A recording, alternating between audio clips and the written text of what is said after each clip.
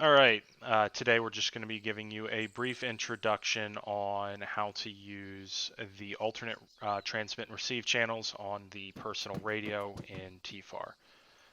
So, with that said, Iceberg, you ready to run us through it? I got you. All right, we'll go ahead and do this like I know nothing Yeah. about this system at all.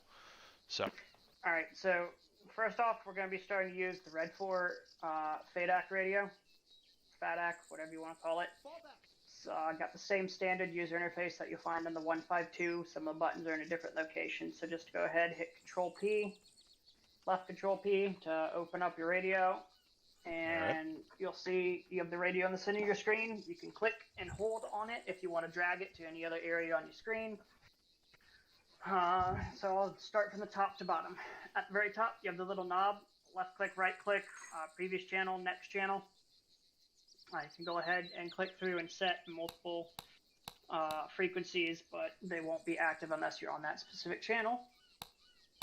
Moving on, if you go from there, you have the actual current channel and current frequency screen. You can click that. You can highlight the numbers and delete, type in, type in whatever numbers you want. Certain radios have a certain frequency range. If you're not in the range, it'll tell you. Moving down from there, you have the numbers 1 through 9. Those don't do anything. Number 5 will turn your radio from going through your headphones to speakers. I never use speakers because then you'll just have other people hear you. Moving on from there, you have the buttons along the right, set frequency, under enter, clear frequency, set additional channel, the power button does nothing, send and data. Send is increase volume, data is decrease. But right now, we're going to go to channel 1, so make sure you set to channel 1, and we're going to type in 40 for our command level net and hit set frequency. From there, you will go up to your next channel using the little knob at the top. Just right click it once, channel 2 will appear, and what frequency do we want in here? we'll just go ahead and say for a platoon level command net, so that'll be 30. So we will go ahead and hit 30 on there. So make sure you hit set frequency there. Once that is done, you will have channel 2 set to 30, channel 1 40, or whatever net you need. From there, you can go down to the set button right next to number 9 and click that once. In the bottom right, you'll see it'll say additional channel 2. You also notice in the interface it now says A2 instead of C2. Mm-hmm. Swap back to channel 1 channel 1 once you've done that. Okay. What you can do is right now you can transmit on channel 1 using your regular TFAR push to talk, which should default to caps lock. Channel 1 testing.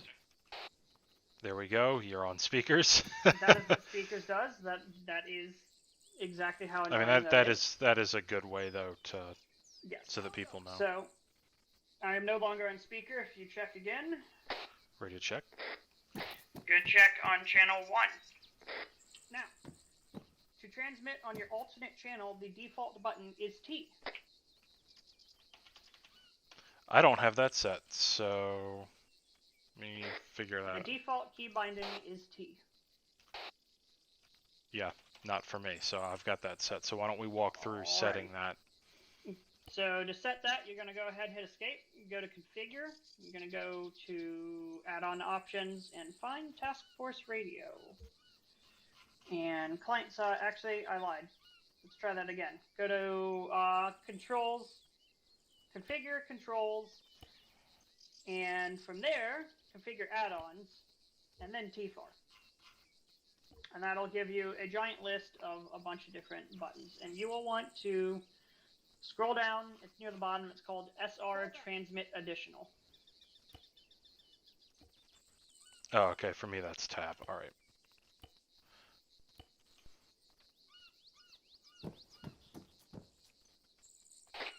Radio check. Good check. So, additionally, features that you'll typically want to do when using an additional channel. Go ahead, open your radio back up. Okay, which one of us was on speaker there? Neither.